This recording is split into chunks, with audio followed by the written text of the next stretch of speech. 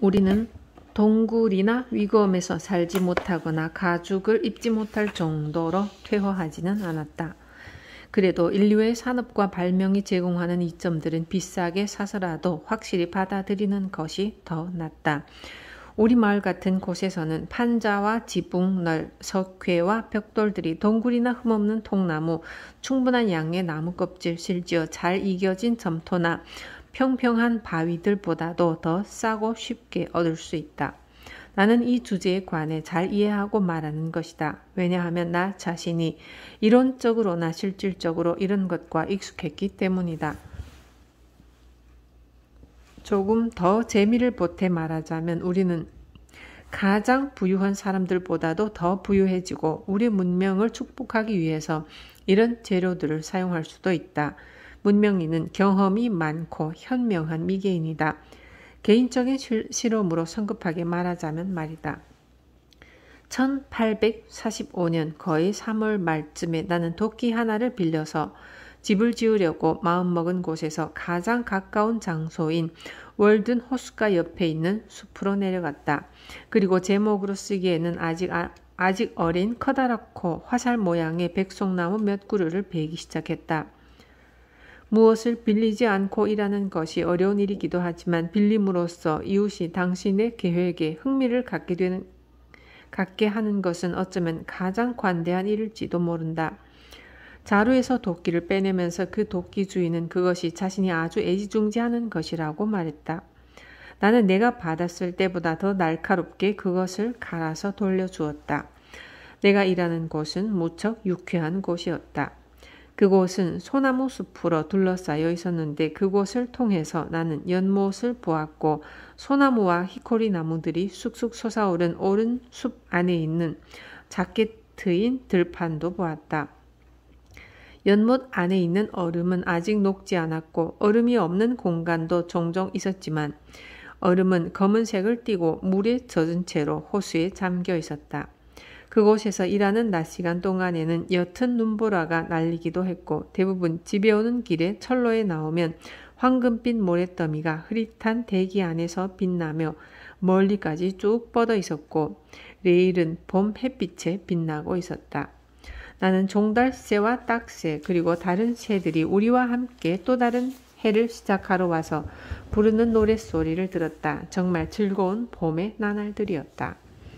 그 안에서 사람들의 불만 많은 겨울은 땅처럼 녹아들고 있었고 느릿하던 삶은 펼쳐지기 시작했으며 어느 날 도끼가 자루에서 떨어져서 나는 쐐기를 만들려고 푸른 히코리 나무를 베었다.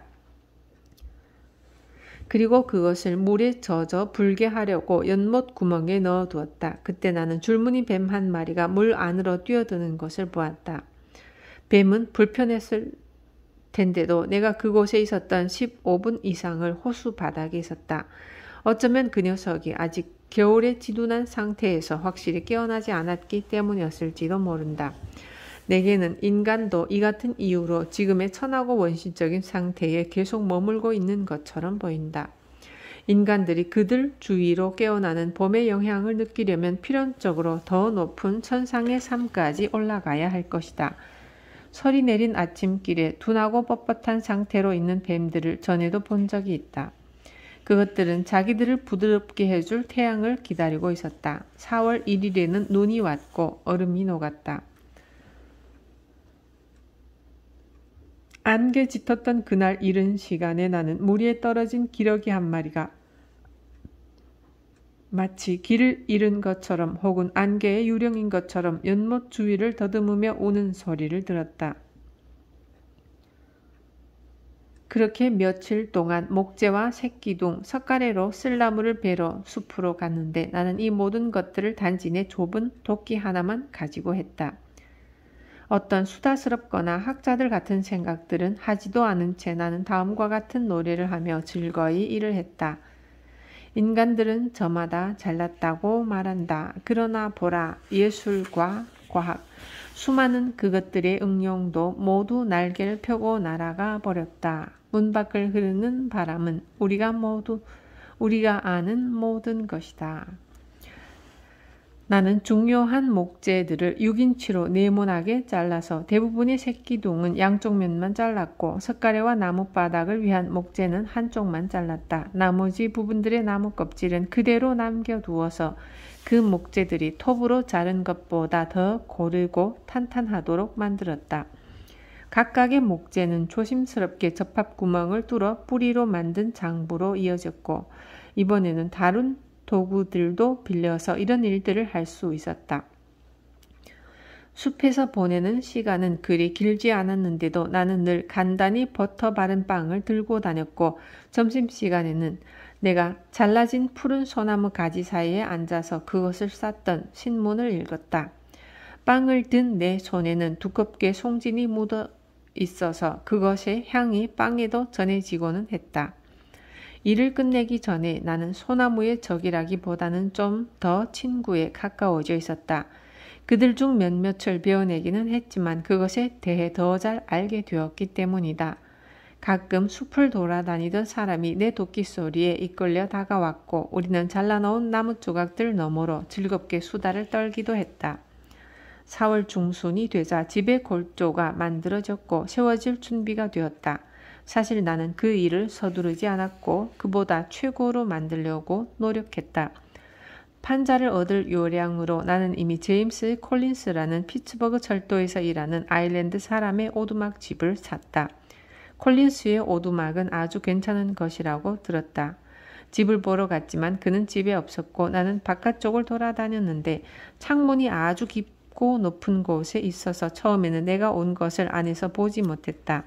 그것은 끝이 뾰족한 집을 가진 작은 집이었다. 먼지를 제외하고는 다른 어떤 것도 보이지 않았는데 그것은 마치 퇴비더미처럼 옷피트나 쌓여 있었다. 태양에 의해 많이 불안정하고 뒤틀려 있기는 했지만 그래도 지붕이 가장 온전한 상태에 있었다. 문턱은 아예 없었고 판자 아래로 암탉들이 계속 드나들 수 있는 통로만 있었다. 콜린스 부인이 문에서 나와 내게 다가오며 안에서 둘러보라고 말했다. 다가가는 나 때문에 놀란 닭들이 안으로 몰려 들어갔다. 그곳은 어둡고 대부분 더러운 바닥에 있으며 우중충하고 끈적거리며 한기가 드는 판자들만 있는 집이었다. 판자를 떼어내면 집은 무너질 것 같았다. 그녀는 램프에 불을 켜서 내가 지붕과 벽의 안쪽을 볼 수 있도록 하고 마루 판자가 침대 밑으로 뻗어 있는 것을 보여주었다. 그녀는 내게 2피트 정도 깊은 일종의 먼지구멍처럼 생긴 지하실에는 발을 들이지 말라고 주의했다. 그녀의 말에 의하면 그것들은 훌륭한 지붕 판자이고 훌륭한 창문이었다. 그 창문은 원래 2개의 커다란 네모 유리가 끼워져 있었는데 최근에는 고양이만 그 길로 다닌다고 했다. 스토브 하나와 침대 하나, 앉을 것 하나, 그곳에서 태어난 아기 하나가 그 집에 있었다. 그리고 비단 양산 하나, 테를 도구만 거울 하나, 어린 떡갈나무에 못으로 걸어놓은 새로 발명된 커피 가는 기계가 하나 있었다. 제임스가 중간에 돌아왔기 때문에 매매는 곧 성사되었다.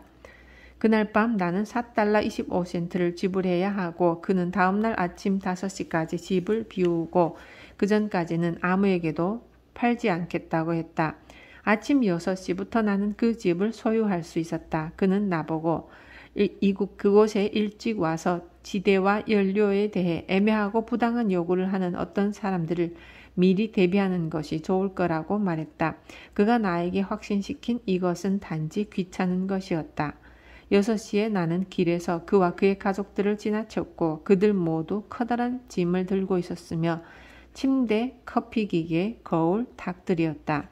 단지 고양이만 숲으로 들어가서 야생 고양이가 되었고 나중에 고양이는 마모트를 잡는 덫을 밟아서 마침내 죽고 말았다. 나는 그날 아침에 오두막을 헐었다. 못들을 빼서 그것을 작은 짐수레로 몇 번이나 날라 연못가 옆에 가져다 놓았다. 뒤틀린 곳을 다시 펴고 표백시키려고 나는 태양 아래 풀밭에 그것들을 펼쳐 놓았다. 수레를 밀며 숲속 길을 갈 때 집바귀 한 마리가 한두 구절 노래를 불러주었다. 패트릭이라는 젊은이가 고자질한 바에 따르면 그의 이웃인 실리라는 아일랜드인이 짐수레를 끌고 왔다 갔다 하는 사이에 곧고 멀쩡한 쇠못과 대못 등을 빼서 그의 주머니에 넣었다고 했다. 내가 돌아왔을 때 그는 무관심한 척 활발하게 나를 보면서 봄에 떠오를 것 같은 생각이라도 하는 양 그 황폐해진 곳에 서 있었다. 할 일이 없어서라고 그는 말했지만 그곳에서 구경꾼을 대표하며 그는 외적으로 그다지 중요하지 않은 이 사건을 트로이 신들의 이사처럼 생각했다. 나는 남쪽으로 비탈진 언덕면의 지하실을 팠는데 그곳은 이미 전에 마모트가 굴을 팠던 곳이었다. 나는 온나무와 검은 딸기나무 뿌리 그리고 가장 긴 뿌리를 가진 식물의 흔적도 통과할 정도로 깊게 지하실을 팠다. 7피트 깊이의 가로 세로 6피트의 네모난 이곳은 어떤 추운 겨울에도 감자가 얼지 않는 미세한 모래층에까지 닿아 있었다. 양쪽은 비탈진 채로 남아 있었고 돌을 그어 놓지도 않았다. 그러나 태양은 결코 그곳에 닿지 않았고 여전히 가는 모래가 탄탄하게 그 장소를 받치고 있다. 그것은 단지 2시간의 작업이었다. 나는 땅을 파는데 특별히 기쁨을 느꼈는데 그것은 거의 모든 위도의 인간들이 균일한 온도를 찾아 땅속으로 파고 들어가기 때문이었다. 도시에서 가장 화려한 집들 아래에는 옛날처럼 뿌리야채를 저장해 놓은 지하실들이 있다. 그곳의 건물의 상부 구조가 사라지고 한참 후에라도 후세가 땅속에서 그것의 흔적을 구별하는 곳이다. 아직도 집이란 굴 입구에 있는 일종의 현관에 지나지 않는다.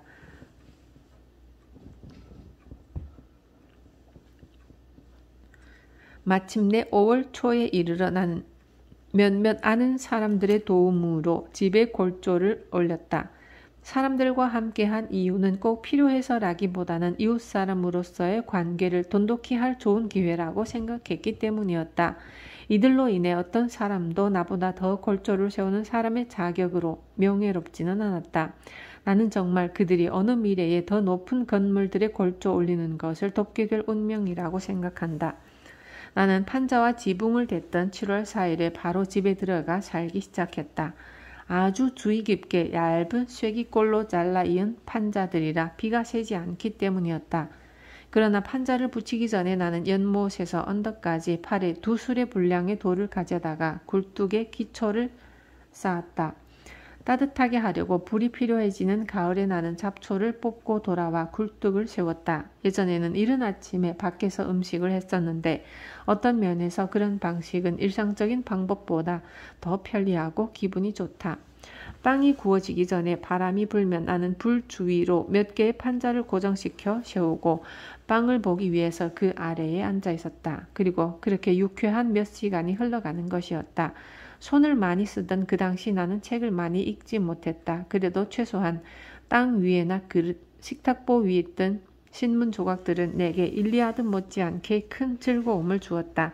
사실 더 사려 있게 집을 짓는 것이 좋은 것이다. 예를 들면 인간에게 본질적으로 맞는 문과 창문, 지하실, 다락의 기초는 무엇인가에 대해 생각하고 일시적인 필요보다는 더 좋은 이유를 찾아내기 전까지 어떤 건물도 세우지 않는 것 등이다. 인간이 자기 자신의 집을 짓는 것은 새가 자기 둥지를 짓는 것 같은 적합성을 가져야 한다. 만약 인간이 자기 두 손으로 자신의 거처를 짓고 정직하고 소박하게 자신과 가족들의 음식을 준비한다면 새들이 그런 일들을 할 때 항상 노래하듯이 인간도 시적 재능이 피어나지 않겠는가. 그러나 우리는 다른 새들이 지어놓은 둥지에 자기 알을 낳는 찌르레기나 뻐꾸기처럼 행동한다. 이 새들의 수다스럽고 귀에 거슬리는 노래는 어떤 여행자도 기쁘게 하지 못한다. 우리는 집 짓는 일의 즐거움을 영원히 목수에게 양도해야 하는 것일까? 인간은 건축에 얼마나 많은 경험을 가지고 있는 것일까? 어디를 다녀보아도 나는 집 짓는 것처럼 소박하고 자연스러운 일에 열중하는 사람과 만난 적이 없다. 우리는 공동체에 속한다. 9명의 재단사가 한 사람을 만든다는 속담에서처럼 재단사만 인간의 9분의 1의 역할을 하는 것은 아니다. 목사나 상인, 농부도 마찬가지로 온전하지는 않다. 어디까지 가야 이런 노동의 분업이 끝날 수 있는 것일까? 노동의 분업이란 결국 어떤 역할을 하게 될 것인가? 의심의 여지 없이 다른 사람도 아마 나를 대신해서 생각하고 있을지도 모른다. 그렇다고 내가 스스로 생각하는 것을 그가 배척하면서 그렇게 해야 하는 것은 아니다. 이 세상에는 이른바 건축가라는 사람들이 있다. 그리고 나는 건축적인 장식을 믿음과 필요성, 아름다움의 핵심으로 만드는 생각에 사로잡혀 있다는 적어도 한 건축가에 대해 들어본 적이 있다.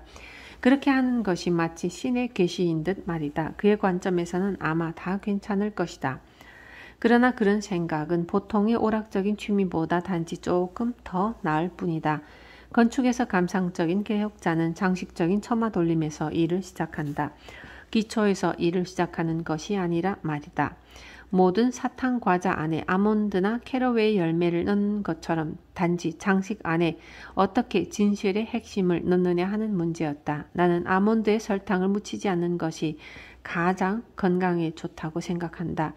그런 형태는 거주자, 즉 내부에 사는 사람이 정성을 다해 집 안팎을 지어나가고 장식은 스스로 드러나게 둔다는 그런 방식이 아니었다.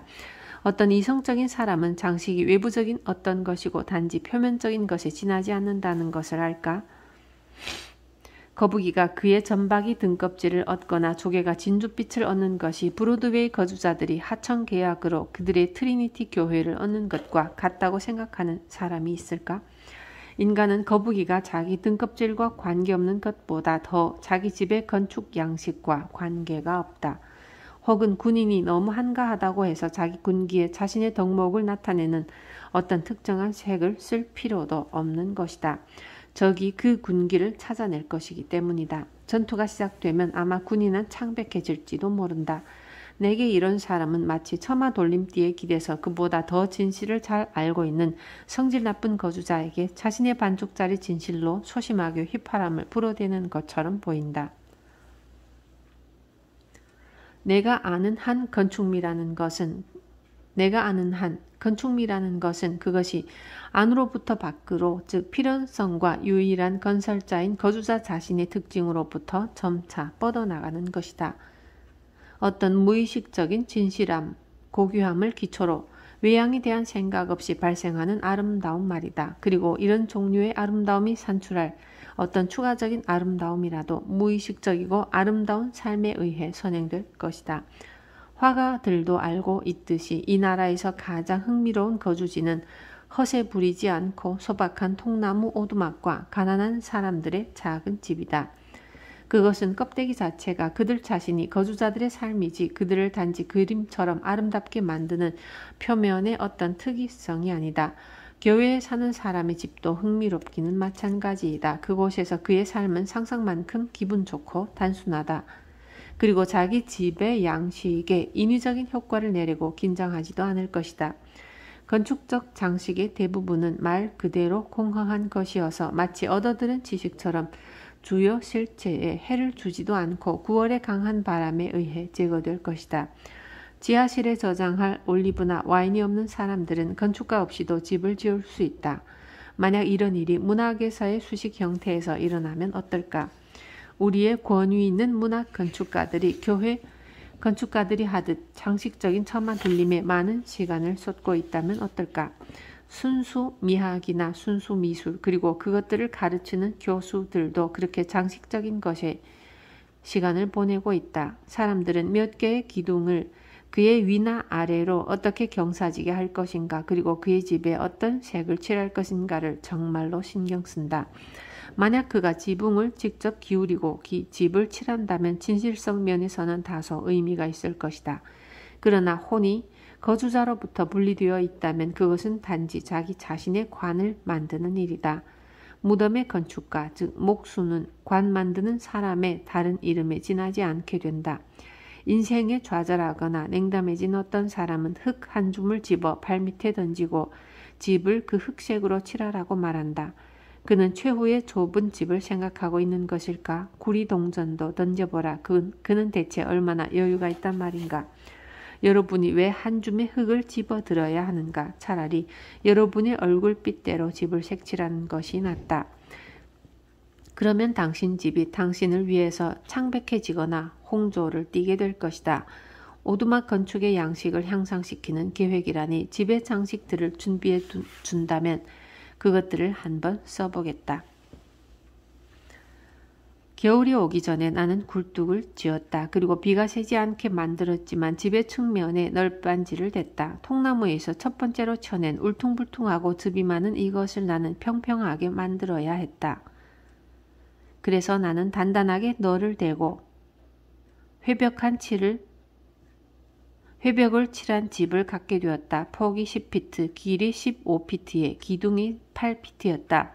벽장과 다락 양쪽에 각각 하나씩 창문이 있었고 2개의 뚜껑문도 있었는데 하나는 끝에 다른 하나는 벽돌로 만든 화로 반대편에 있었다. 내가 직접 혼자 지었기 때문에 노동의 가치는 치지 않더라도 내가 사용한 재료들의 평범한 가격을 포함해서 집을 짓는 데 쓰인 정확한 경비는 다음과 같다. 여기서 나는 세부 항목을 적으려 한다. 왜냐하면 자기 집을 짓는데 정확하게 얼마나 드는지 말할 수 있는 사람은 드물기 때문이다. 그리고 만약 있다 해도 그 집을 짓는 데 쓰인 다량한 재료들의 각각의 비용을 말할 수 있는 사람은 더욱 없을 것이다. 판자는 8달러 3.5센트, 지붕과 벽에 쓴 널빤지는 4달러, 외까지는 1달러 25센트, 유리 달린 헌 창문은 2달러 43센트, 헌 벽돌 1000개는 4달러, 석회 2통은 2달러 40센트, 석회솜은 31센트, 벽난로용 철제 틀은 15센트, 못은 3달러 90센트, 경첩과 나사는 14센트, 빗장은 10센트, 백묵은 1센트, 운반비 1달러 40센트, 대부분 내가 등으로 져서 날랐다. 합계는 28달러 12.5센트. 토지 불법 점유자의 권리로 공짜로 얻은 목재와 돌, 모래를 제외하고는 이것이 전부이다. 나는 또 근처에 장작 헛간도 세웠는데 이것은 집을 짓고 남은 재료들로 주로 만들었다. 나는 웅장함과 사치스러움에서 콩코드 거리에 있는 어떤 집들보다 뛰어난 집을 나 자신에게 지어줄 의향이 있다. 그것이 나를 즐겁게 하고 지금 집만큼 비용이 든다면 말이다. 그러므로 나는 집을 바라는 학생들은 그들이 집을 빌리는 비용으로 매년 내는 것보다 더 많지 않은 비용으로도 그들의 인생에서 집 하나는 얻을 수 있다는 것을 말하고 싶다. 내가 조금 지나치게 자랑하는 것이라면 나는 나 자신을 위해서가 아니라 전 인류를 위해서 자랑하는 것이라고 변명하고 싶다. 나의 단점과 모순에도 불구하고 내가 한 말의 진실성에는 영향을 미치지 않는다. 또 나의 말과 행동에 위선이 있다 해도 조금 사실 나는 밀과 쓸모없는 결을 분리하는 것이 어렵다는 것을 안다. 이런 면에서 나는 자유롭게 숨쉬고 나 자신을 펼치도록 할 것이다. 그렇게 하는 것이 나의 도덕적, 신체적, 체계 모두의 휴식이 되기 때문이다. 그리고 나는 겸손으로 악마의 대변인이 되지 않을 것이다. 나는 진실을 위해서 바른 말을 하려고 노력할 것이며 케임브리지에 있는 대학에는 내 방보다 조금 더 큰 방의 집세가 매년 30달러, 게다가 학교 당국은 한 지붕 아래에 32개의 방을 다닥다닥 지음으로써 이익을 취하고 있다. 그곳에 사는 학생들은 시끄러운 이웃들로 인해 불편을 겪고 있다. 우리가 좀 더 현명하다면 교육은 필요하지 않을 것이다. 이미 많은 교육을 받고 있기 때문이다. 또한 교육을 받는 데 필요한 소비가 많이 절감될 것이다. 학생들이 이 대학이나 다른 대학에서 필요로 하는 글은 이기는 학생과 학교 당국 양쪽이 적당하게 관리하면 그들이 치르는 희생을 10분의 1로 줄일 수 있다. 가장 많은 돈이 요구되는 것은 학생들이 가장 원하는 것이 아니다. 예를 들어 수업료는 학기에 내는 돈 가운데 가장 중요한 부분이다. 학생이 그의 동료 교양인들과 사귐으로써 얻는 더 가치 있는 교육은 돈이 부과되지 않는데 말이다. 학교를 창설하는 방식은 주로 돈을 기부받고 그 후에는 일의 분업의 원칙을 극단까지 맹목적으로 따르는 것인데 이 원칙이란 원래 세심한 관찰이 없으며 결코 따라할 수 없는 것이다. 그 다음에는 이것을 투기로 하는 건축 하청업자를 부르는데 그 건축업자는 기초를 쌓게 하려고 아일랜드인이나 다른 나라의 노동자들을 고용한다. 그 와중에 그 학교의 학생이 될 사람들은 그들 자신을 그 대학에 적합하게끔 준비한다. 이런 것을 간과하고 넘어감으로써 다음 세대들은 계속해서 대가를 치러야 한다. 나는 차라리 학생들이나 학교에서 이익을 얻는 사람들이 직접 학교의 기초를 쌓는 것이 훨씬 낫다고 생각한다. 인간에게 필수적인 노동을 조직적으로 회피하면서 갈망했던 여유나 퇴직을 얻는 사람들은 여가를 풍성하게 할 수 있는 경험들에 대해 스스로 기만하면서 품위 없고 해로운 여가만 얻는다. 누군가 이렇게 말할지도 모른다. 학생들이 머리 대신 두 손으로 하는 일을 해야 한다는 것은 아니죠. 정확하게 그것을 의미하는 것은 아니다. 그러나 만일 그것과 같다고 생각할 어떤 것을 의미하는 것이다. 즉 내가 의미하는 바는 공동체가 비싼 비용을 들여가며 학생들을 후원해서 학생들이 삶을 가지고 놀거나 그것을 공부하는 것이 아니라 처음부터 끝까지 그것을 진심으로 살아가라는 것이다. 학생들이 당장 삶을 살아가는 실험보다 더 잘 사는 것을 배울 수 있을까? 그것은 수학만큼이나 그들의 정신을 단련시킬 것이다. 만약 어떤 소년이 예술과 과학에 대해 궁금해한다면 교수한테 글을 보내는 것과 같은 평범한 과정은 밟지 않을 것이다. 그런 곳에서는 인생이란 예술을 제외하고 모든 것을 다루고 단련시킨다. 망원경이나 현미경으로 세상을 조사하지만 자연의 눈으로는 보지 못한다. 화학을 공부하지만 빵이 어떻게 만들어지는지도 배우지 않고 기계학을 배워도 그것이 어떻게 얻어지는지 배울 수 없다. 해왕성에 새로운 위성이 있다는 것을 발견하지만 자기 눈 안의 티끌이나 그 자신의 어떤 것의 위성임을 찾아내지 못한다. 떨어진 식초 한 방울에 있는 괴물들을 생각하는 동안 그를 둘러싼 괴물들이 삼켜질 것이다. 어느 쪽이 한 달 후에 가장 많이 전진했을까? 자신이 직접 판에서 재련한 금속으로 필요한 만큼 책을 읽으면서 칼을 만든 소년과 학교에서 야금학에 대한 강의를 듣고 아버지로부터 로저스 상표 칼을 받은 소년 중에 말이다. 누가 더 자기 손을 잘 베일 것 같은가? 나는 학교를 졸업할 때가 되어서 내가 항해술에 관한 수업을 들었다는 얘기를 듣고 놀랐었다. 만약 내가 조금만 내려가 항구에 직접 가보았다면 항해술이란 것에 대해서 조금 더 알게 되었을 것이다. 가난한 학생도 단지 정치적 경제를 배운다. 철학과 동의어인 삶의 경제학은 심지어 대학에서는 가르치지도 않는다. 그 결과 학생이 아담 스미스와 리카르도 세 등을 읽는 동안 그는 그의 아버지를 돌이킬 수 없는 빚으로 몰아넣는 것이다.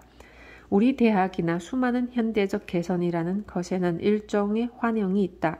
항상 긍정적인 진보만 있는 것이 아니다. 악마는 그의 초기 투자와 그 뒤에 많은 지속적인 투자들에 대해서도 마지막까지 복리를 얻어내려 한다.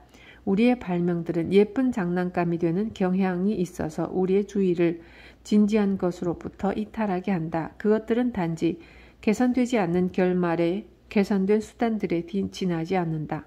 목적도 이미 도달하기에는 너무 쉬운 것이 되었다. 철도가 보스턴이나 뉴욕까지 데려다주는 것처럼 말이다. 우리는 매우 성급히 서둘러서 메인주와 텍사스주를 잇는 전신을 건설하려고 한다. 그러나 메인주와 텍사스주는 어쩌면 서로 소통할 중요한 어떤 것도 가지고 있지 않을지도 모른다. 마치 그녀에게 귀가 들리지 않는 어떤 유명한 여자를 소개받고 싶어 안달난 남자가 마침내 소개를 받았는데 그녀의 한쪽 보청기가 그의 손에 쥐어지자 정작 아무 말도 할 수 없었던 것처럼 말이다. 우리는 마치 주된 목적이 분별 있게 말하는 것이 아니라 빨리 말하는 데 있는 것처럼 행동한다. 우리는 대서양 밑으로 터널을 뚫어서 구세계의 소식을 몇 주라도 빨리 당겨 신세계에 가져오고 싶어 안달한다.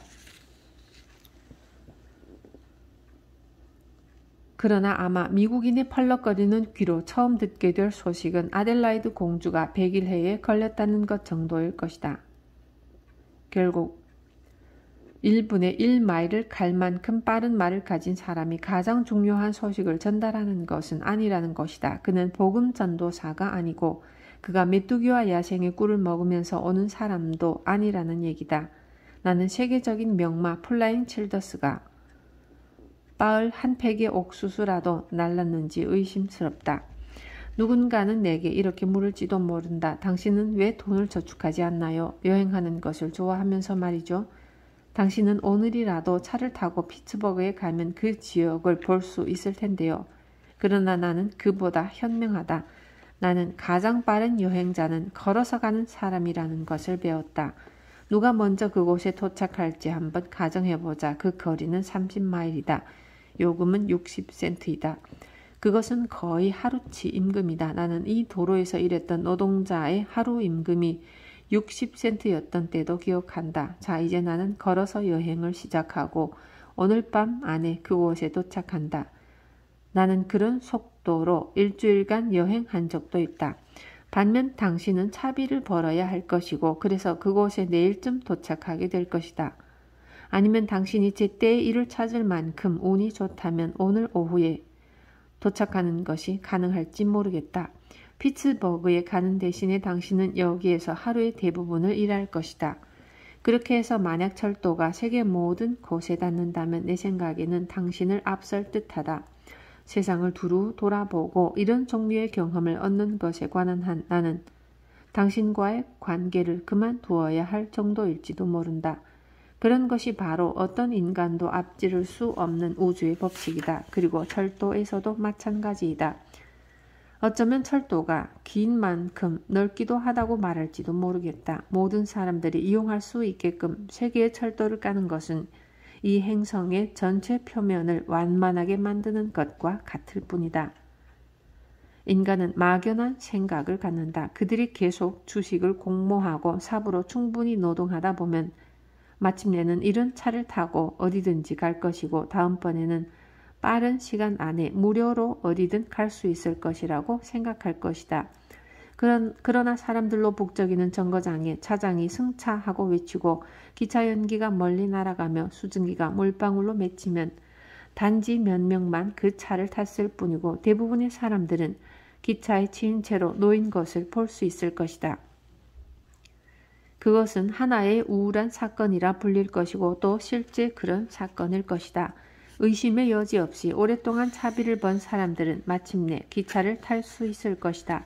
말하자면 만약 그들이 그렇게까지 오래 살 수 있다면 말이다.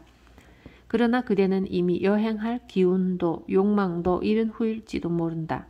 이렇게 인생의 최고 시기를 인생의 가장 저조한 시기에 의심스러운 자유를 즐기기 위한 돈을 버는 것에 쓴다는 것은 나로 하여금 한 영국인을 생각나게 만든다.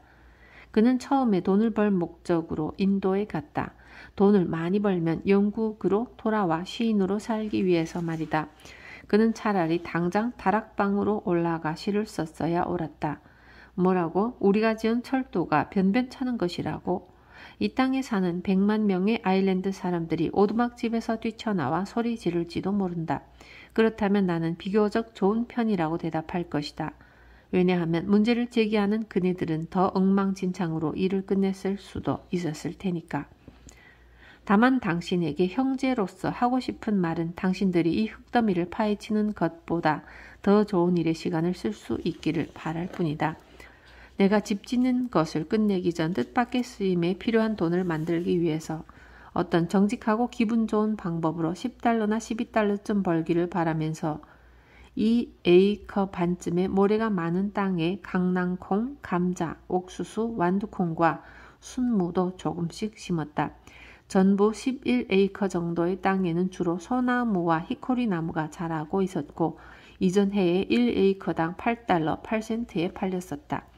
어떤 농부는 이 땅이 찍찍대는 다람쥐들이나 적합한 땅이라고 말했다. 나는 이 땅에 어떤 퇴비도 뿌리지 않았다.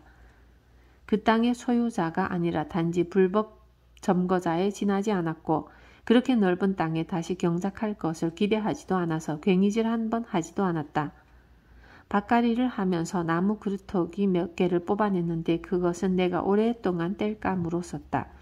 그루터기를 뽑은 자리에는 작은 처녀지가 둥글게 생겨났는데 여름 동안에 엄청난 양의 강낭콩이 자라면서 그곳은 쉽게 눈에 띄는 곳이 되었다. 집 뒤에 있던 죽거나 대부분 팔 수 없는 나무와 연못에 떠다니던 부목들은 나머지 연료로 썼다. 밭을 갈 때에는 수레에 맨 소 한 쌍과 인부 한 명을 고용해야 했지만 쟁기질은 내가 스스로 했다. 농장의 첫 해 지출은 연장과 종자, 품삯 모두 해서 14달러 72센트였다.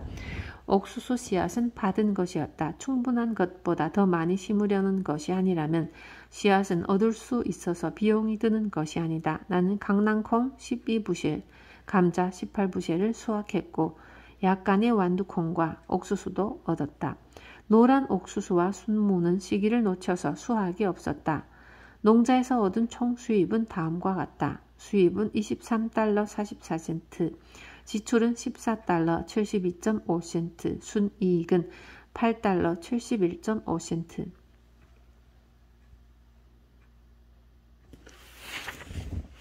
이외에 소비된 생산을 제외하고도 당시 내 수중에는 4달러 50센트 어치의 것들이 남아있었다. 그 액수는 내가 직접 기르지 않고 저절로 자라서 쓴 풀값보다 훨씬 많은 것이었다.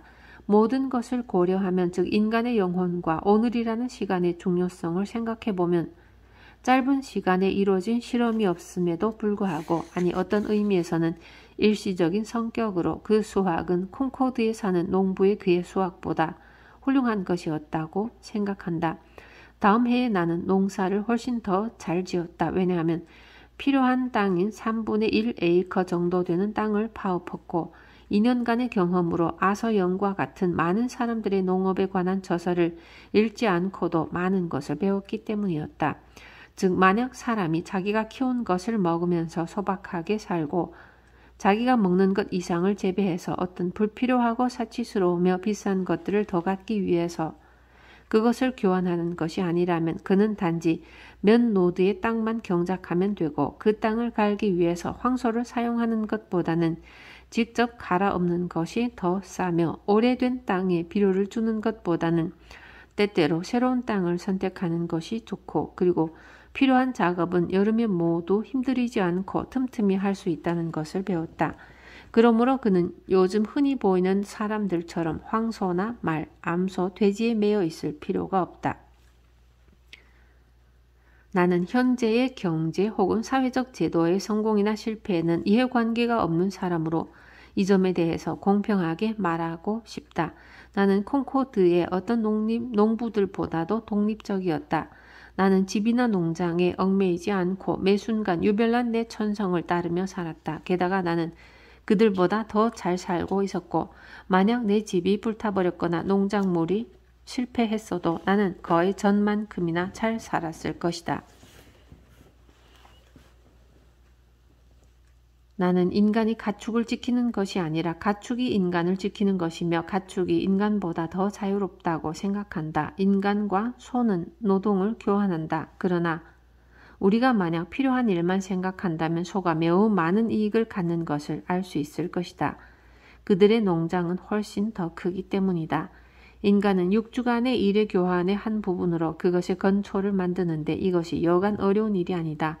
모든 면에서 단순하게 살아가는 어떤 나라도 즉 어떤 철학자들의 나라도 확실히 동물의 노동을 사용하는 그런 큰 실수를 범하지는 않을 것이다. 사실 그런 나라는 전에 없었고 앞으로도 있을 것 같지 않으며 또 정말 있어야 하는 것인지도 확신할 수 없다.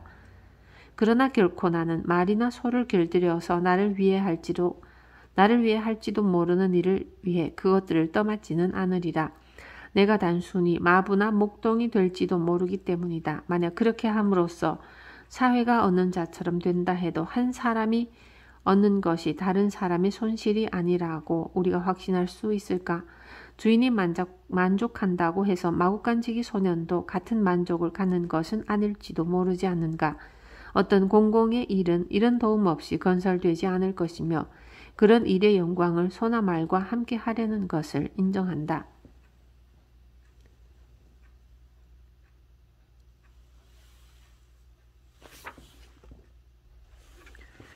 그러나 이런 경우에 인간은 자기 자신을 더 가치 있게 만드는 그런 일들을 할 수 없다는 것일까?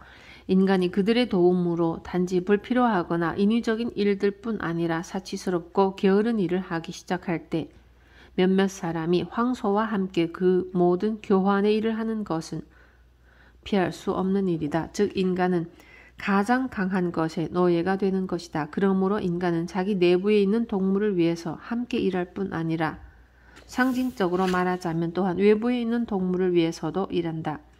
우리가 벽돌과 돌로 만든 상당한 집을 갖고는 있지만 농부의 불안, 가축우리가 그 집에 얼마나 그 집을 넘어 그림자를 들이우는가에 따라 측량된다.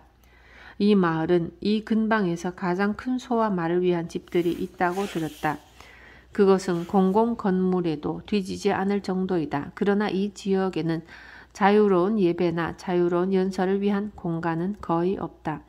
인간이 자신들을 후세에 남기는 방법이 건축물에 의해서가 아니라 그들의 추상적인 사고 능력에 의한 것이면 안 되는 이유는 무엇일까? 서사시 바가바드 기타는 동방의 어떤 유적들보다도 감탄할 만한 것이지 않은가? 탑들과 사원은 왕족의 사치일 뿐이다. 단순하고 독립적인 정신은 어떤 왕족의 명령에도 고통받지 않는 법이다. 천재는 어떤 황제의 시종도 아니고 그의 소재는 사소한 정도를 제외하고 금이나 은 혹은 대리석도 아니다. 무슨 목적을 위해서 대체 그렇게 돌에 망치질하는 것인가? 내가 아르카디아에 있었을 때 돌에 망치질하는 것도 보지 못했다. 국가들은 그들이 남기는 망치질된 돌로 자신들을 불멸하게 하려는 미친 야망에 사로잡혀 있다. 그런 노력을 그들의 행동을 부드럽게 연마하는 데 썼다면 어떠했을까? 하나의 훌륭한 분별력은 달만큼이나 높게 솟은 기념비보다 더 기억할 만한 것이다.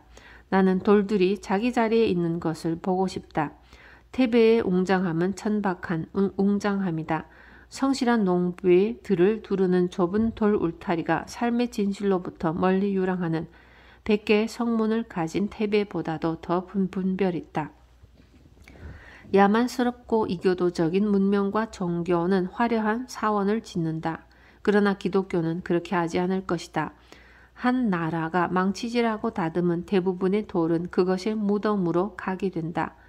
그것은 산채로 자신을 묻는다. 피라미드에 대해 말하자면 많은 사람들이 그들의 삶을 어떤 야망에 찬 멍청이를 위한 무덤을 만드는 데 쓰도록 떨어질 수밖에 없었다는 바로 그 사실을 제외하고는 피라미드에는 어떤 놀라움도 없다. 그 멍청한 자는 나일강에 빠져서 자기 몸을 개에게 주는 것이 더 현명하고 남자다웠을 것이다. 나는 그 인부들과 멍청이를 위해서 변명을 해볼 수도 있겠지만 그럴 시간이 없다. 건축가들의 미에 대한 애정과 종교에 관해 말하자면 그 건물이 이집트의 사원이든 미 연방준비은행의 건물이든 모든 세계가 다 같다. 그것이 낳는 가치보다는 그것을 짓는 데 쓴 비용이 더 많이 든다는 것이다. 주요 동기는 마늘과 버터 바른 빵을 좋아하는 사람들에 의해 거들어지는 허영이다. 전도 유망한 젊은 건축가 벨컴 씨가 그의 비트루비우스의 책의 뒷면에 딱딱한 연필과 자로 건물을 디자인하면 돕슨 앤 선즈라는 석재상에 일이 전해진다. 그리고 마침내 완성된 30세기의 건물이 인류를 내려다보면 인류는 그것을 올려다보기 시작하는 것이다.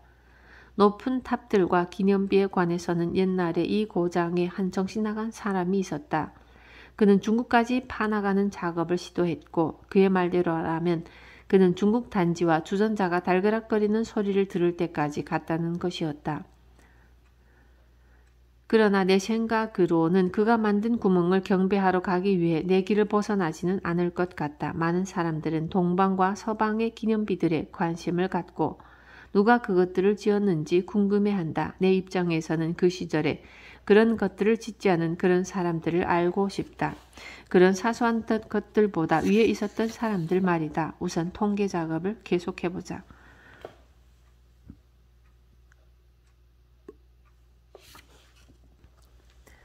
마을에서 측량과 목수일 그리고 다양한 종류의 날품팔이 일들을 함으로써 손가락들만큼이나 많은 직업을 갖게 된 나는 13달러 34센트를 벌었다. 그곳에서 2년 이상을 살았지만 즉 7월 4일부터 다음 해 3월 1일까지의 이 통계가 만들어진 기간이다. 그 8월간의 식비에는 내가 직접 재배한 감자와 약간의 풋 옥수수, 완두콩을 계산해 넣지 않았고 마지막까지 수중에 있던 식량의 가치도 포함시키지 않았다. 그렇다 나는 총 8달러 74센트어치를 먹었다. 그러나 대부분의 독자들도 나와 같다는 것과 그들의 행동도 활자화하면 더 나을 것이 없다는 것을 알지 못했다면 나의 이런 부끄러운 점을 발표하는 것에 나는 얼굴이 붉어질 수밖에 없을 것이다. 다음에 나는 가끔 물고기를 잡았고 한 번은 내 콩밭을 휘저어 놓은 마모트 한 마리를 잡아먹기도 했다. 타타르인들의 말대로라면 그것의 윤회를 도운 것이다. 어느 정도는 실험삼아 먹은 것이기도 했다. 물론 사향 냄새가 약간 나기는 했어도 한때의 즐거운 식사를 즐기기는 했지만 그것을 오래 먹는 것은 그리 좋은 실험이 아니라고 생각했다. 마을의 푸주간에 맡겨서 손질이 잘 된다 해도 말이다. 위와 같은 기간에 쓴 의복과 약간의 임시 비용은 8달러 40센트이다.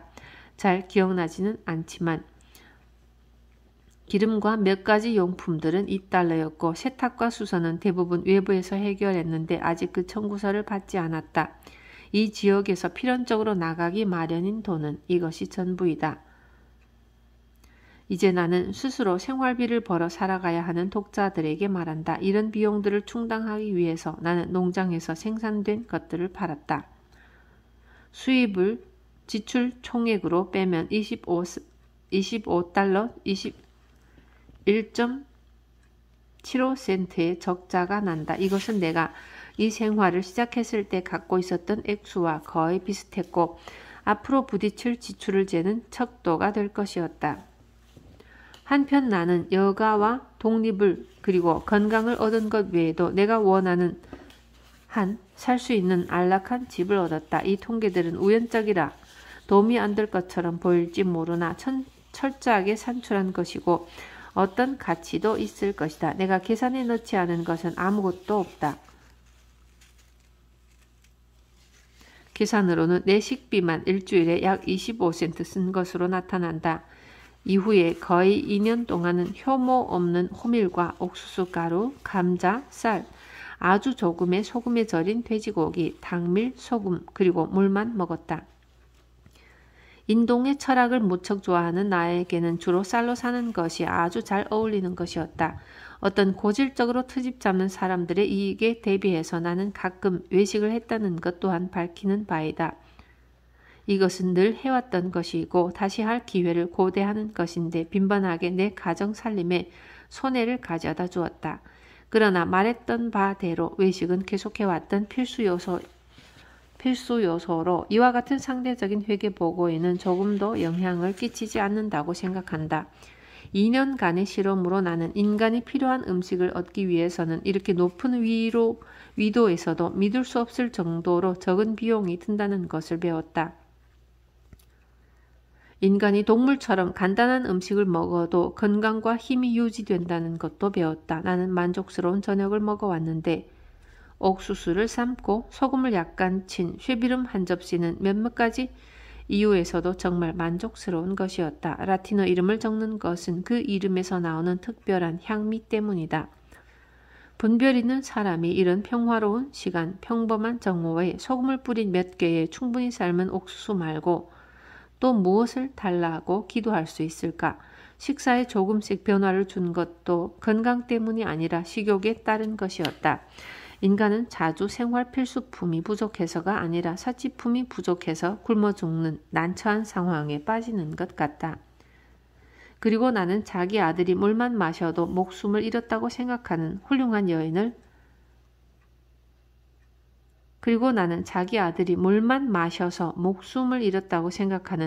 여인을 알고 있다. 내가 이 주제를 영양학적 관점보다는 다소 경제적인 관점에서 다루고 있다는 것을 여러분은 알아챘을 것이다.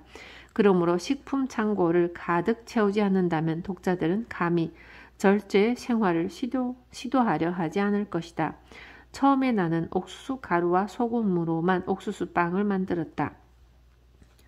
집 밖에 있는 불 앞에서 널빤지 위나 집을 지을 때 톱질해서 떨어진 목재 끝에다 놓고 구웠다. 그런 빵에는 연기 냄새가 나서 소나무 향이 배어 있고는 했다. 나는 밀가루로도 빵을 구워봤으나 마침내 호밀과 옥수수 가루를 섞어 만든 것이 만들기도 가장 편하고 맛도 좋은 것을 알게 되었다. 추운 날에 이런 몇 개의 작은 빵들을 계속해서 굽는 것은 적지 않은 즐거움이었다. 마치 이집트인이 알을 부화시키기 위해 그러듯이 나는 주의 깊게 그것을 지켜보면서 이따금씩 돌려주었다. 그것들은 내가 무르익게 한 곡식으로 만든 진정한 과실이었고 내게는 그것들이 정말 다른 고귀한 과일 향과 같은 것을 가지고 있는 듯이 느껴졌다. 그래서 나는 가능한 한 그 향들을 지속시키기 위해 천으로 그것들을 싸놓고는 했다. 나는 빵을 굽는 고대의 필수적인 방법들을 공부하며 그 권위 있는 방법들을 참조했는데 효모가 들어있지 않은 빵을 처음 개발한 시기와 원시 시대까지 거슬러 올라갔다. 그때야말로 견과류와 고기의 거친 자연의 음식들에서 인간이 처음으로 빵이라는 이 부드러움과 세련됨에 닿은 때였다. 시대를 내려오며 연구하다 보니 오래 묵어 산성화된 반죽에서 발효 과정을 알게 된 일하며 그 뒤로 다양한 발효법으로 만든 훌륭하고 달콤한 건강에 좋은 빵이라고 부르는 생명의 양식을 만들게 된 때까지 이르게 되었다. 어떤 사람들이 빵의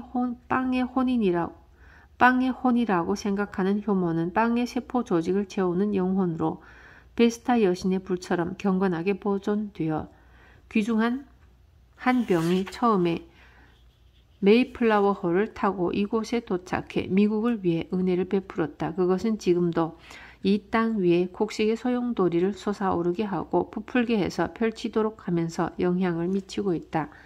나는 정기적으로 충실하게 마을에서 이 효모를 얻어왔었다. 그런데 어느 날 아침 나는 규칙을 잊고 효모를 가열했다.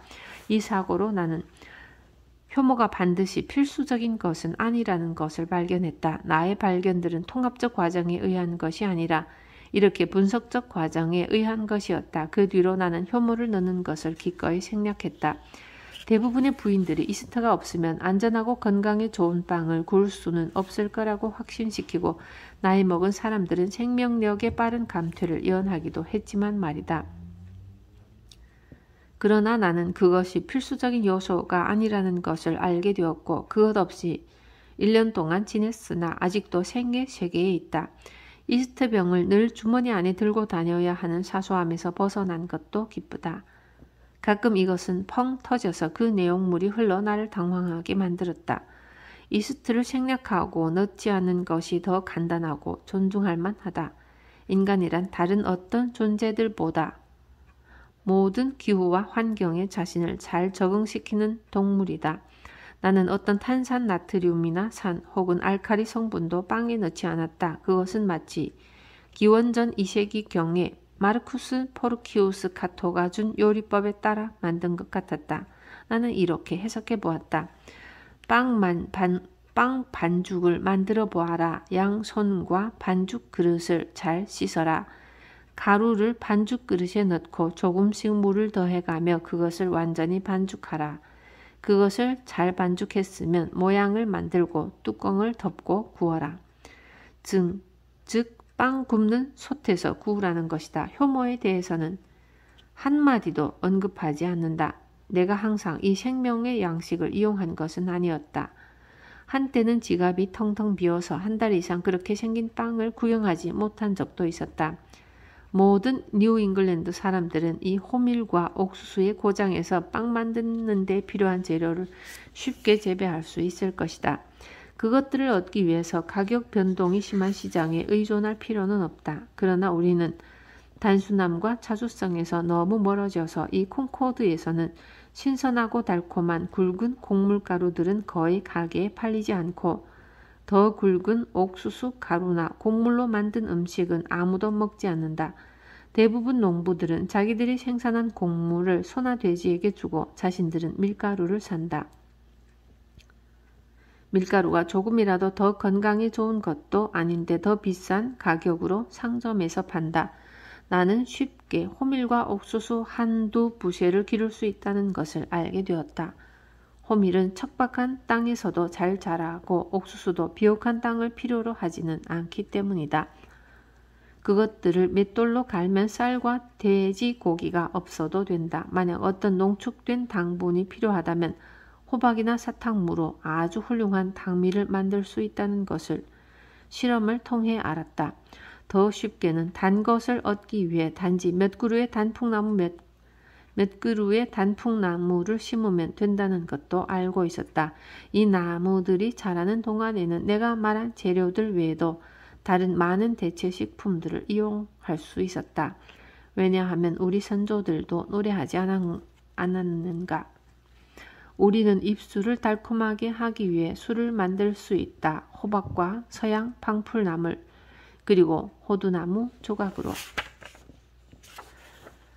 드디어 식료품 중 가장 총체적인 소금에 대해 말하자면 이것을 얻기 위해 우리는 바닷가에 가면 된다. 만약 소금이 없다면 아마 물을 적게 먹으면 될 것이다.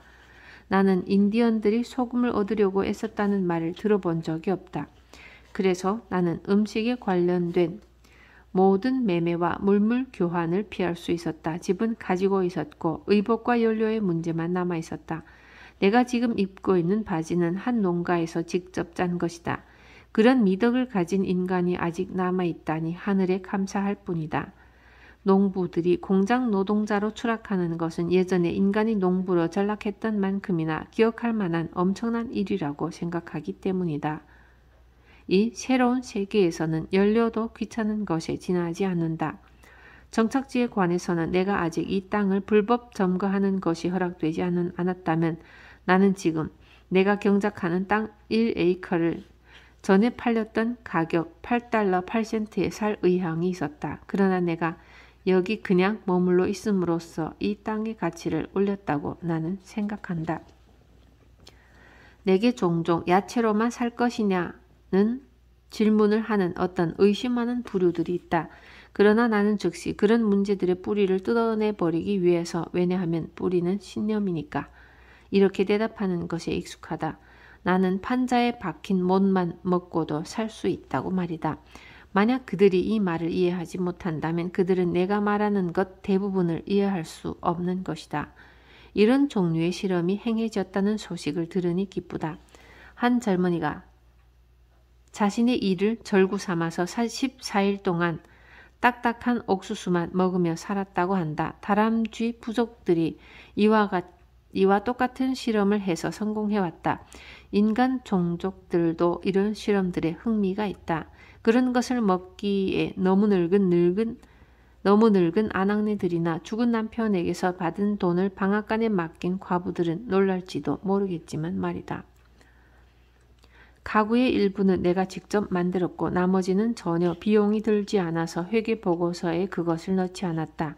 나는 침대 하나, 테이블 하나, 책상 하나, 의자 3개, 지름 3인치의 거울 하나, 한 상씩의 부젓가락과 벽난로 받침쇠, 주전자 하나, 손잡이 달린 냄비 하나, 후라이팬 하나, 국자 하나, 세숫대야 하나, 칼 2개와 포크 몇 개, 컵 하나, 숟가락 하나, 기름 단지 하나, 당밀 단지 하나, 오칠한 램프 하나를 가지고 있었다.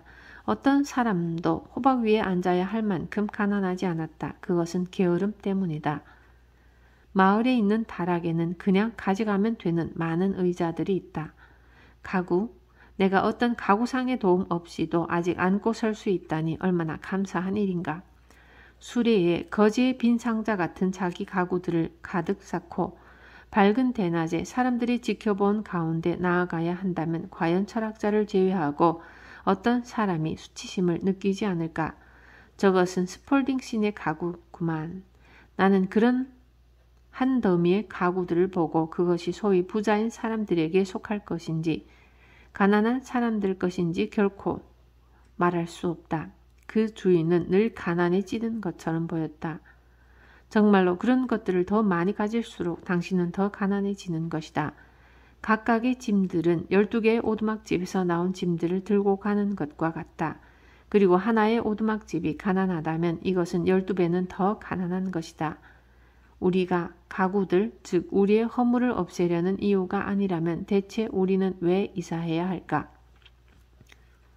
이 세계에서 새로운 가구가 빛이 된 다른 세계로 가고 이 세계는 불태워지도록 하기 위함이 아니라면 왜 이사를 하는 것일까? 이것은 사람이 이 모든 덫들을 벨트에 묶고 가는 것과 같다. 그는 그런 짐들 없이 가도록 던져진 거친 삶의 길에서 움직일 수조차 없다. 덫을 질질 끌고 가면서 말이다. 덫에서 자기 꼬리를 자르고 도망간 여우는 차라리 운이 좋은 녀석이었다. 사형쥐는 덫에 걸리면 자기 세 번째 다리를 물어 끊어서라도 자유를 찾아간다. 인간이 자신의 탄성을 잃은 것은 놀라운 일이 아니다. 인간은 얼마나 자주 궁지에 몰리는가?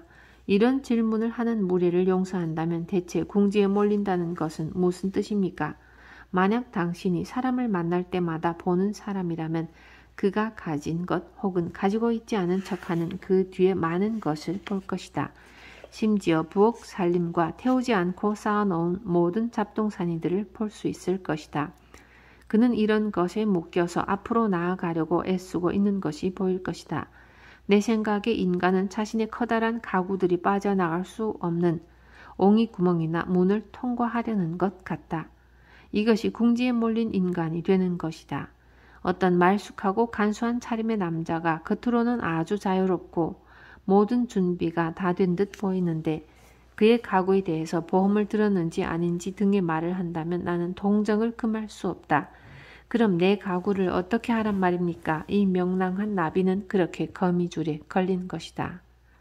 심지어 오랫동안 아무것도 가지지 않은 듯 보이는 사람들도 좀 더 세세하게 물어보면 다른 사람의 창고에 쌓아놓은 물건이 있다는 것을 알게 될 것이다.